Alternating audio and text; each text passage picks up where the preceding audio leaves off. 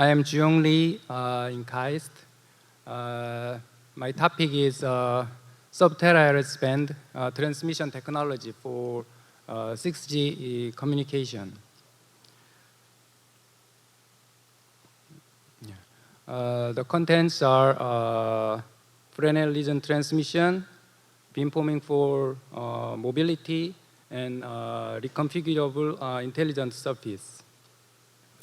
3G wireless communication uses time resource of 2 MHz bandwidth at 1 GHz carrier frequency.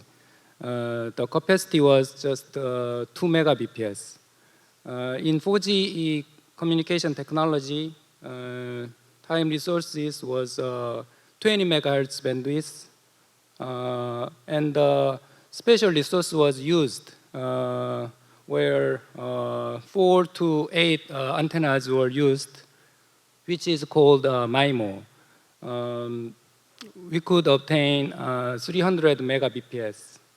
In 5G, 3.5 GHz frequency band is widely used, but in order to obtain 20 Gbps, it is needed to utilize 28 GHz.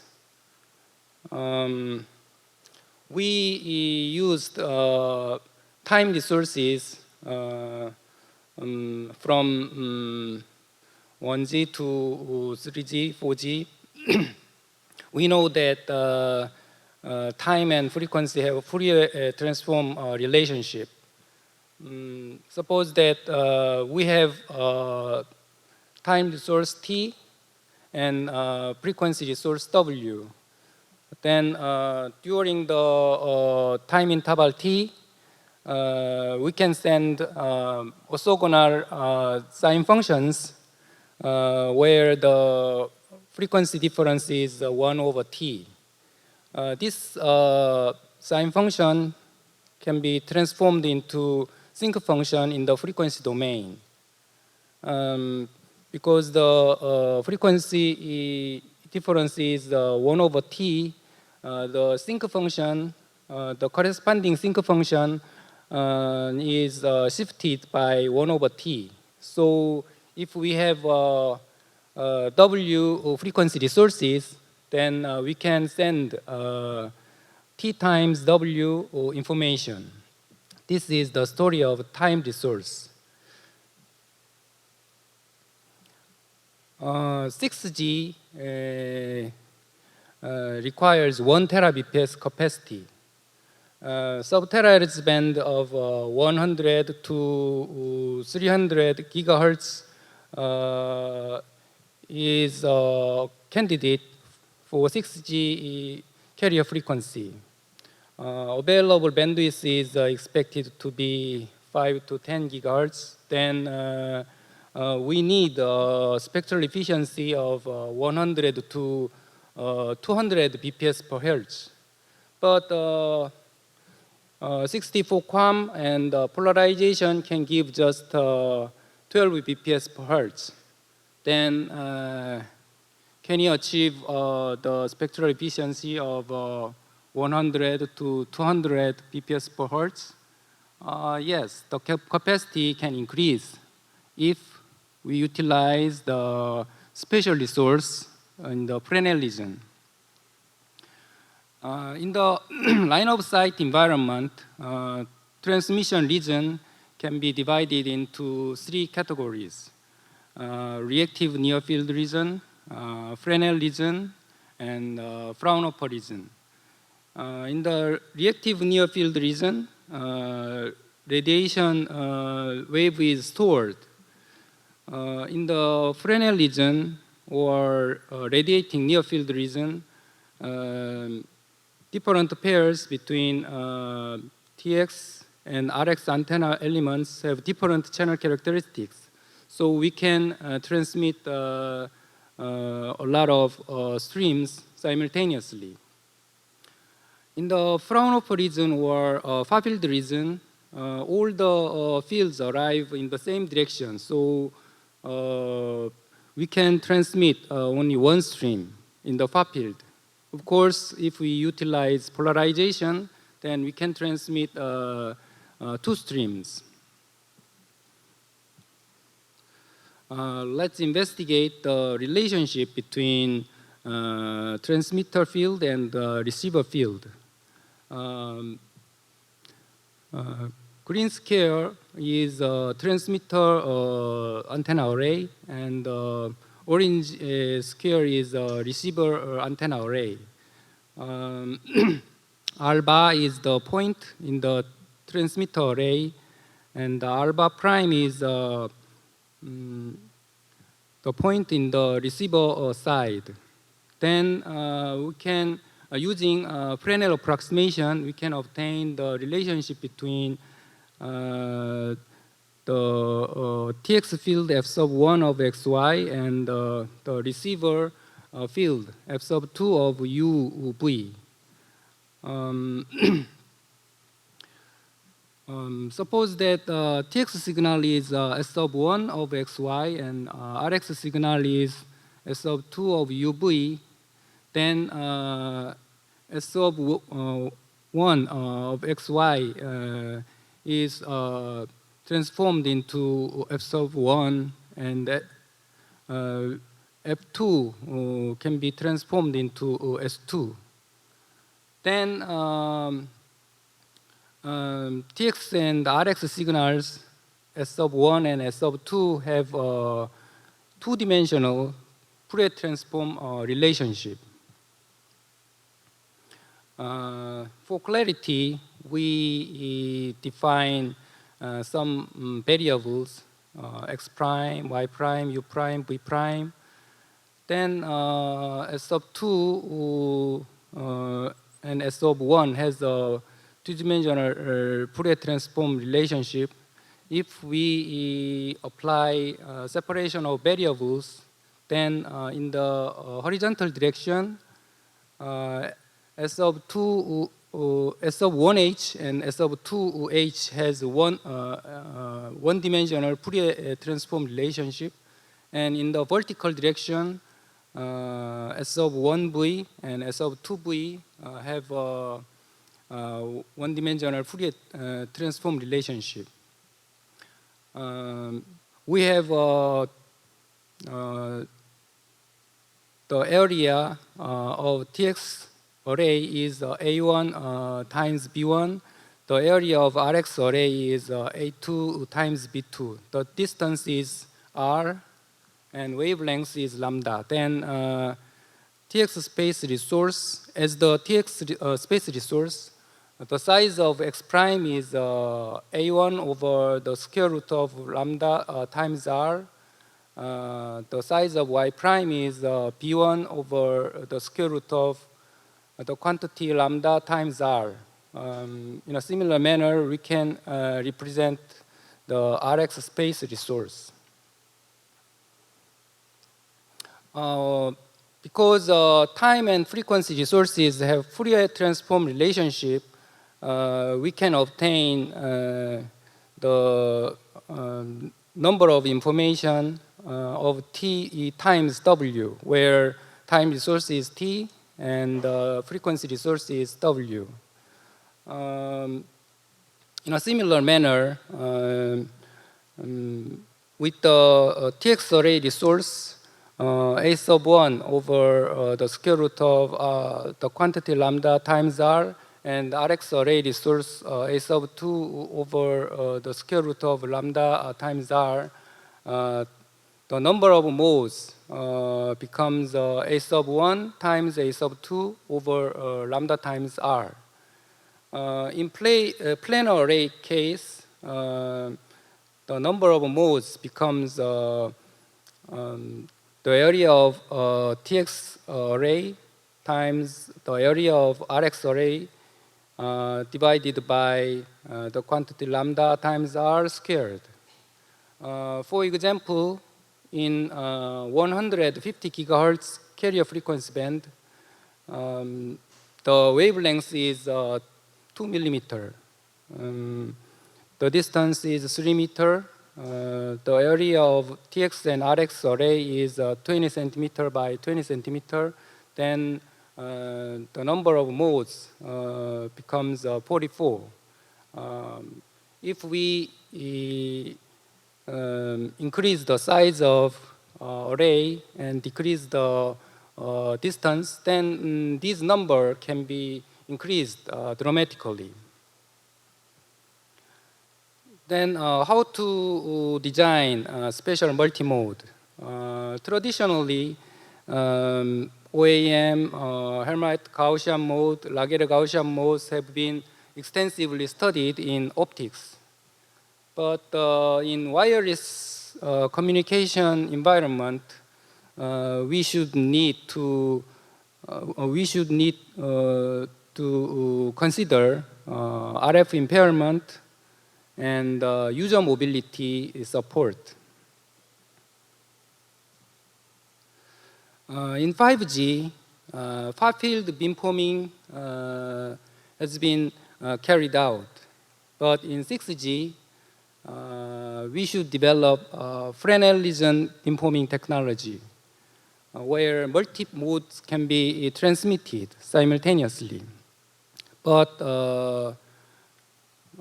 in this misaligned case, can you obtain the same Fourier transform relationship between TX array and RX array? Yes. If we can design the beamforming well, then we can obtain Fourier transform relationship. Let's investigate the misaligned case. Green square is TX array, and orange square is RX array. In order to express the relationship between among various kinds of unit vectors, x hat, y hat, r hat, u hat, v hat, we define some variables, a sub rx, a sub ry, and so forth. Then we can obtain the relationship between f sub 1, the TX field f sub 1 and RX field f sub 2. Let the TX signal be S sub 1 and RX signal be S sub 2. The RX signal S sub 1 of XY is multiplied by some beamforming terms to obtain the TX fields.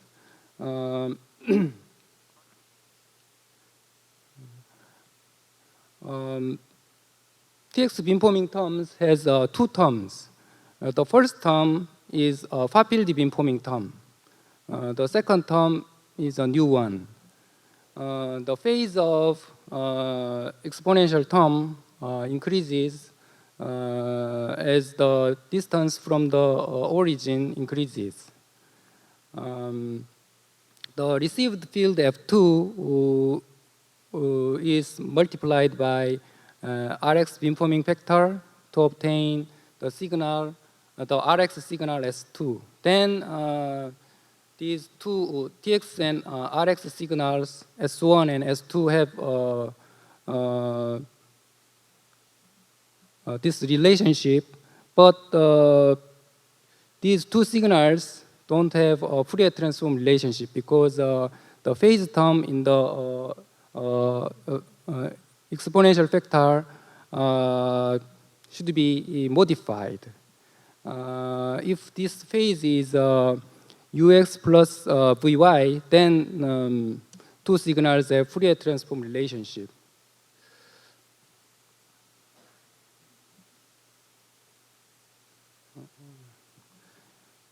In order to obtain a Fourier transform relationship, we carry out coordinate transformation. Alpha beta is transformed xy. The vector xy is transformed into the vector alpha beta. Then in the TX array field, in the region of sigma 1 is transformed into the region lambda 1. Then the area is reduced by the amount of the absolute value of D. D is the determinant of the transformation T. Then the two functions, Q sub 1 of alpha beta and S sub 2 of UV has a two-dimensional Fourier transform relationship.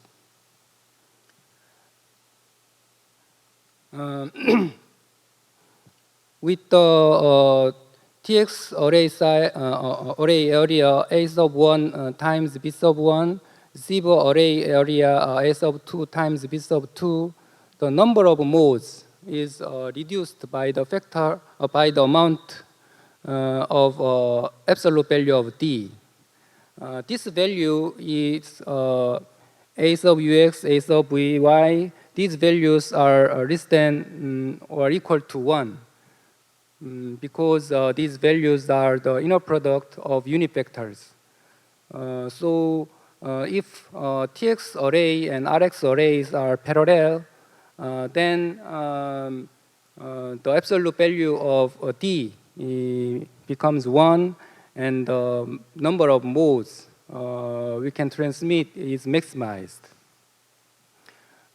If two arrays are perpendicular to each other, then the capacity becomes 0.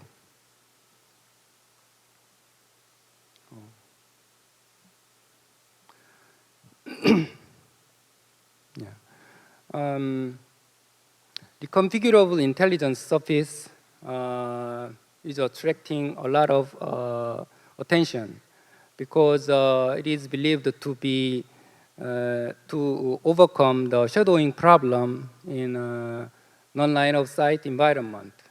But it can be utilized for beamforming. RIS can be developed as a reflection type or a transmittance type.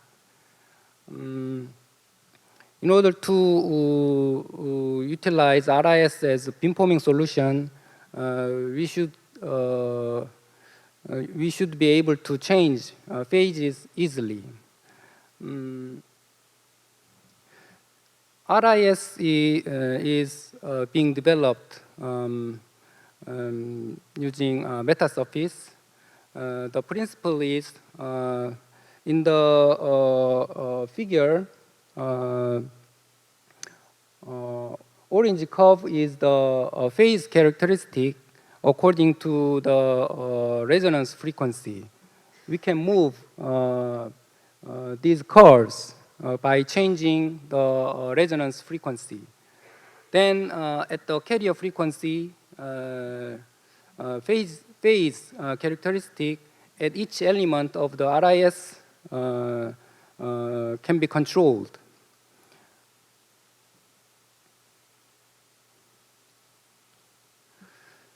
Then there are various ways to make RIS solution. Traditionally, Varactor diode was used to control capacity. We are developing this solution in 24 gigahertz. But in sub-terahertz band, it is not easy to use this solution. So we are developing RIS solution using graphene and liquid crystal. Graphene can control chemical potential by varying the voltage. If we change chemical potential, then conductivity changes and resonance frequency can change. In the liquid crystal case, we can change permittivity by controlling the voltage.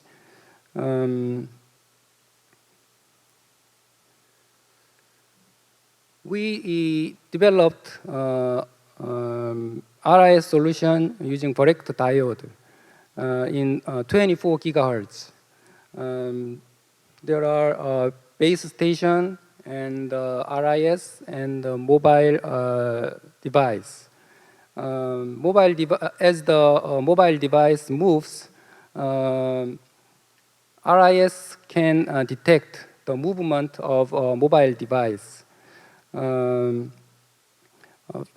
We control the phase in the RIS. The directed beam changes to follow the movement of users. So we can maintain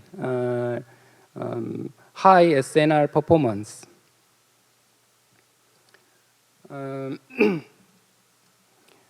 In order to achieve 1 Tbps capacity in 6G, time and space resources should be utilized effectively.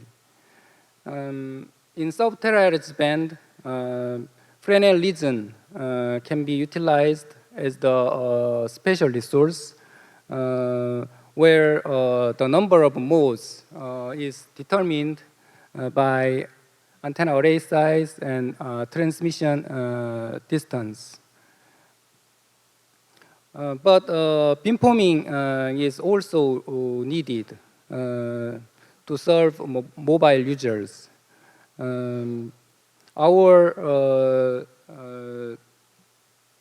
design goal is developing a low complexity method to support beamforming and multimode transmission. Of course, RIS can overcome the shadowing problem, but we think that this RIS solution can be a effective solution for low complexity beamforming and multimode transmission. Yeah. That's all. Thank you.